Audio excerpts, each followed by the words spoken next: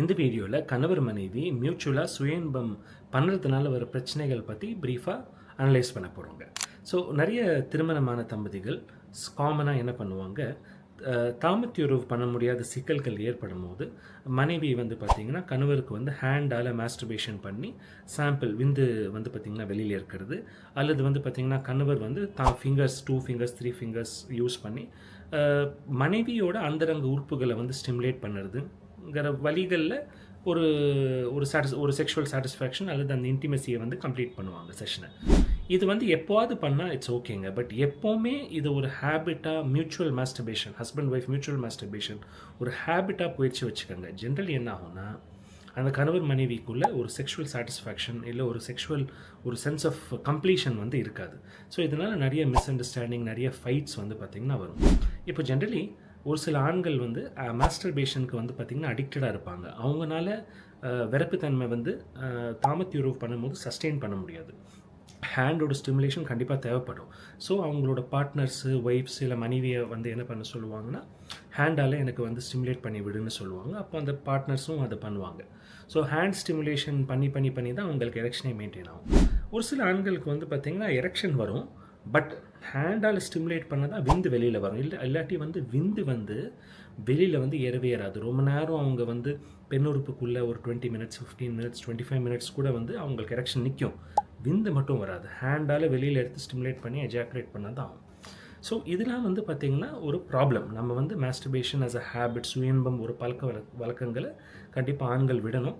சுயன்பம் வந்து பார்னோகிராஃபிக் கண்டென்ட் பார்த்து பழகக்கூடாது, அதுக்கு வந்து அடிக்ட் ஆகக்கூடாது. ஸோ இதெல்லாம் பண்ணும்போது இந்த மாதிரி ப்ராப்ளம்ஸ் வரும் மேரேஜ்க்கு அப்புறம். செகண்ட், அடுத்த செட் ஆஃப் இஷ்யூஸ் பார்த்திங்கன்னா, பெண்களுக்கு ஒரு சில பெண்களுக்கு வெஜைனிஸ்மஸ்ங்கிற ஒரு கோளாறு இருக்குங்க. இதுக்கு பேர் ஜெனிட்டோ பெல்விக் பெயின் சிண்ட்ரோம், அதாவது வலி இருக்கும். இந்த மாதிரி பெண்கள் என்ன பண்ணுவாங்க, கணவர் வந்து பார்த்திங்கன்னா மேலே படுத்து ஆண் உறுப்பு வந்து பெண் உறுப்புக்குள்ளே இன்சர்ட் பண்ண ட்ரை பண்ணும்போது அவங்களுக்கு வந்து பயமாக இருக்கும். அந்த ஆண் உறுப்பு பார்த்தாலே அவங்களுக்கு ஃபியர் நிறைய இருக்கிறதுனால லெக்ஸு வந்து மூடிடுவாங்க. கணவர் வந்து பின்னாடி தள்ளுவாங்க, பெட்டில் வந்து பின்னாடி போவாங்க, ஸோ அழுகுவாங்க. ஸோ அவங்களும் என்ன பண்ணுவாங்க, இந்த மாதிரி மியூச்சுவல் மாஸ்டர்பேஷன் மோட் ஃபிங்கரிங் மட்டும் பண்ணி உச்சகட்டத்தை வந்து அடைஞ்சு மேல்கொண்டு ஹஸ்பண்டுக்கு மாஸ்டர்பேஷன் பண்ணி அந்த செஷனை முடிச்சிடுவாங்க. இந்த மாதிரி நிறைய கப்பிள்ஸ் வந்து கிட்டத்தட்ட ஒரு 200 to 300 கப்பிள்ஸ் நான் பார்த்துருப்பேன் இந்த லாஸ்ட் 10 years ஆஃப் ப்ராக்டிஸில். நிறைய பேஷண்ட்ஸ் வந்து இந்த மாதிரி இருக்காங்க, நிறைய கப்பிள்ஸ் இந்த மாதிரி லிவ் பண்ணுறாங்க. என்ன ஆகும்னா, ஒரு 3 years 4 years 5 years போயிடும், சந்தோஷமாகவும் இருக்காது. ஏன்னா அந்த செக்ஷுவல் சாட்டிஸ்ஃபேக்ஷன் வந்து ஃபுல்லாக அதில் வராது. பார்த்தீங்களா, ஒரு ஒரு ஒரு deviation from normal sexual behaviour தானே இது எல்லாமே.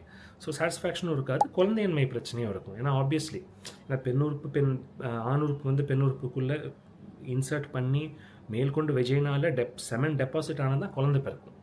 ஸோ இப்போ அதுவும் இந்த மாதிரி சுச்சுவேஷன்ஸில் நடக்காது. So then it becomes a major problem.